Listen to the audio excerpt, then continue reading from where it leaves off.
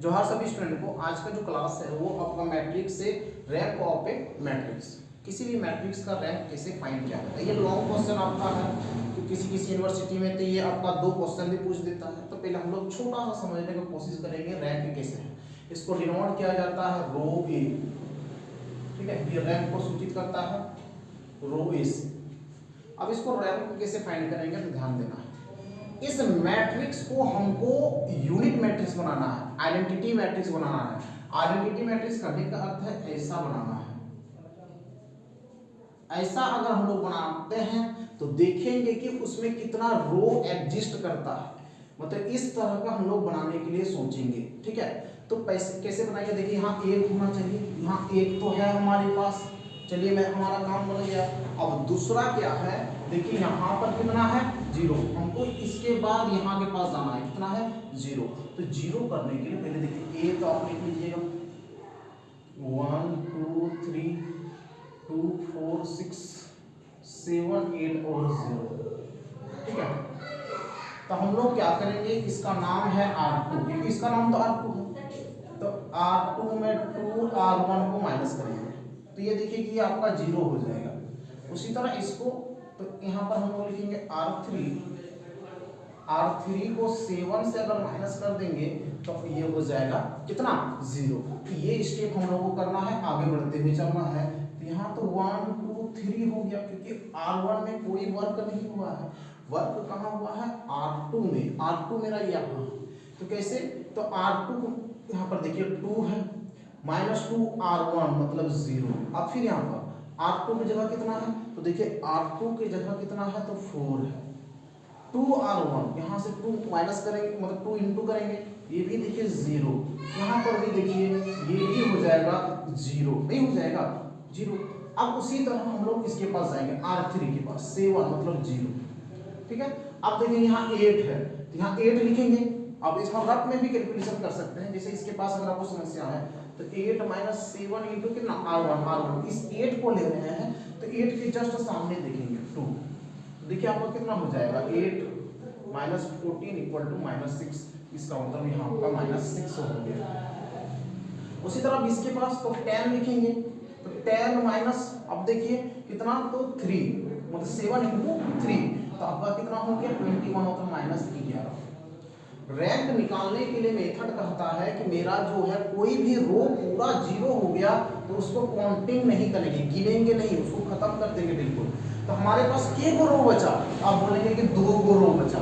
तो इसीलिए रो का मतलब कि हम लोग को रैंक का फॉर्मूला है रो A = m - k, ऐसा लिखा जाता है, ठीक है। अब यहाँ से m और k क्या है, m मतलब कि हमारे पास कितना रो बचा, और इसका अर्थ है कितना रो 0 हो गया, नन 0 रो और 0 रो। तो आप देखेंगे कि हमारे पास 2 रो बचा, ठीक है। उसका टोटल रो, एक मिनट स्टेप कि m = टोटल रो कितना तो 3, स्टेप कर दिए थोड़ा सा समझने में।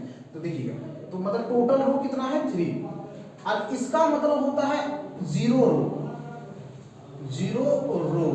तो के को रो 0 हुआ, ए को तो घटा के कितना हो गया 2, तो आंसर हो गया 2। या डायरेक्ट भी आप 2 लिख दीजिएगा, क्योंकि एक रो तो बिल्कुल खत्म हो गया। अगर आपको फॉर्मूला याद नहीं रहता फिर भी आप डायरेक्ट लिख सकते हैं।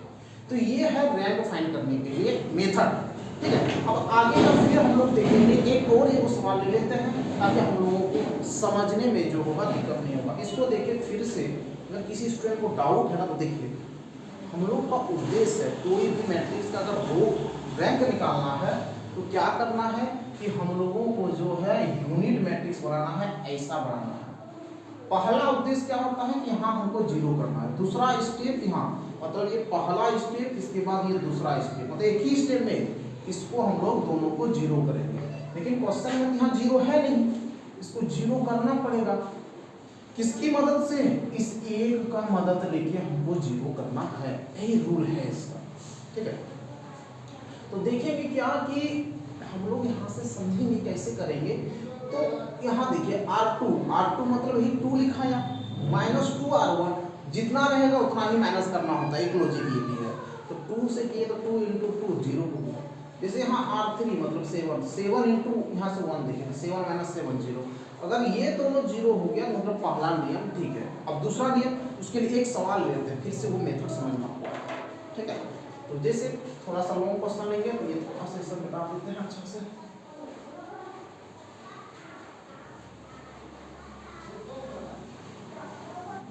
देखिए ये सवाल है आपका, ये लॉन्ग वाला को सवाल ले लिए, इसमें भी रैंक फाइंड करना है। तो एट फर्स्ट आपको ए ले लेना है, ए इक्वल या ए गिवन रहेगा तो अच्छी बात है।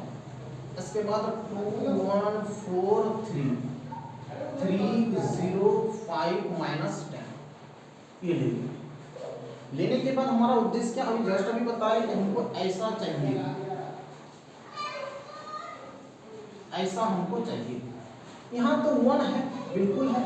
अब क्या करेंगे, इसी की सहायता से इसको हम लोगों को जीरो करना है और इसी की सहायता से इसको भी जीरो करना है, यही स्टेप है हमारा। तो अब देखिए यहाँ 2 है, क्या लिखेंगे, देखिए तो सिंपल चीज है कि R2 - 2 × R1 जितना होता है उतना से, क्योंकि तब है ना R2 जो है कितना 2 - 2 × R1, R1 1 है। फिर उसके बाद और एक ऑपरेशन करना है R3 में, तो R3 में क्या करेंगे, तो 3 - 3 है इसलिए 3, यहाँ 10 रहता तो 10 लिखते, यही तो है लॉजिक। अब हमारा देखिए क्या हो गया 1 2 3 4, क्यों लिख दिए, क्योंकि हम लोग पहला रो में कुछ काम नहीं किए इसीलिए वैसे ही रहने दिए। अब यहाँ जैसे ही इसको माइनस किए तो ये हो गया 0, ठीक है। क्या माइनस किया, R2 - 2 R1। अब रफ में भी कैलकुलेशन कर करके देखिएगा क्या किए हैं, R2 - 2 R1, ठीक है। अब जैसे देखिए यहाँ 1 है, आप यहाँ पर 1 लिखेंगे, -2 लिखेंगे, तो आप इस 1 को ले रहे हैं तो इसके सामने वाला 2, तो देखिए कितना आ गया, -3 हो गया, काम खत्म। अब इस यहाँ 4, तो इसका काम खत्म हो गया, तो इसको मिटाते हैं। अब देखिए यहाँ 4 लिखे, -2 × R1, इसके सामने 3, तो आप देखिए कितना हो गया। अब खुद देखेंगे कि -2 हो गया, तो लिख दीजिए।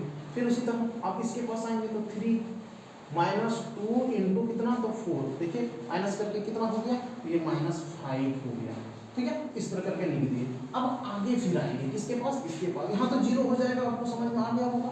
अब देखेंगे तो यहाँ पर जो स्टेप है क्या है, R3 में 3 - R1, तो R3 यहाँ 0 है, 3 × R1, देखिए R1 ये 0 ले रहे हैं तो 2, मतलब ये हो गया -6 हो गया।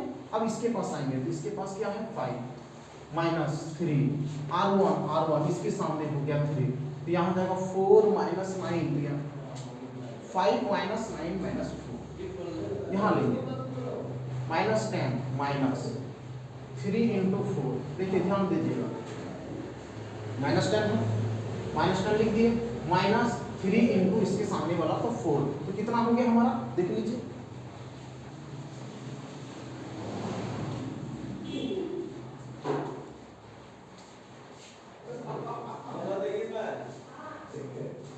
-22 हो गया, इस तरह करके हम लोग लिख दिए, ठीक है। अब आगे बढ़ते हैं, आगे देखिए क्या होता है, तो देखिए यहाँ माइनस, यहाँ माइनस, माइनस माइनस, सब जगह माइनस है, तो माइनस क्या करेंगे हम लोग, इस माइनस को हटाएंगे कैसे, देखिए R2 में हम लोग R2 को -1 से भाग दे दिया, 1 से गुणा कर दी, -1 से।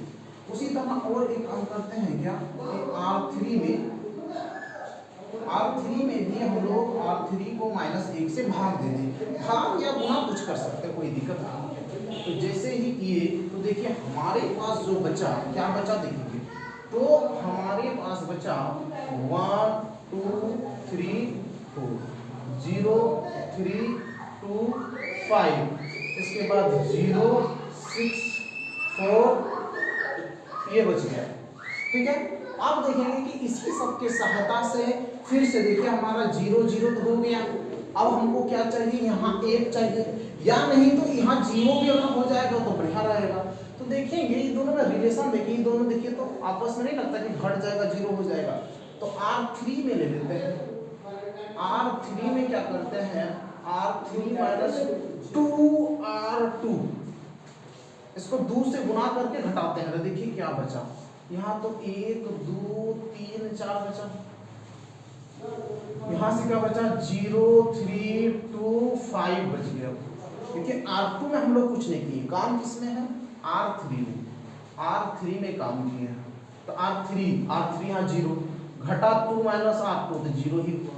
अब देखिए R3 मतलब कितना 6, 2 इंटू R2, इसको 2 से मल्टीप्लाई मतलब 0, यहाँ भी देखिए 0, यहाँ से जैसे ही 2 मल्टीप्लाई करेंगे तो आ जाएगा आपको 12। अब देखिए ये सब 0 हुआ, लेकिन ये 0 थोड़े हुआ है, ये 0 नहीं, यहाँ कुछ है तो हम लोग इसको 0 नहीं बोलेंगे, और इसीलिए रैंक ऑफ ए जो लिखते हैं m माइनस ए लिखते हैं। m मतलब कितना रो है, टोटल रो है 3। क्या कोई रो पूरा 0 हुआ है, पूरा 0 हुआ है, नहीं हुआ है, तो इसीलिए हमारा आंसर हो गया 3 हो गया। ये इस तरह करके रैंक निकाला जाता है, मतलब ये जो कैलकुलेशन सब होता है ये अपने से थोड़ा सा लॉजिक लगा के मतलब सॉल्यूशन करना होगा, तब ये जाके बनेगा, नहीं तो नहीं बनेगा। थोड़ा सा इसमें आपको ज़्यादा ही दिमाग लगाना पड़ेगा। अरे क्वेश्चन ये आएगा, ये फिक्स रहता है कि ऐसा ही वो क्वेश्चन आएगा, हो सकता है 2 क्वेश्चन भी आ जाए, ये भी रहेगा, ठीक है। तो ये चीज़ को आप लोगों को मैनेज करना है, चलते रहना है, ठीक है।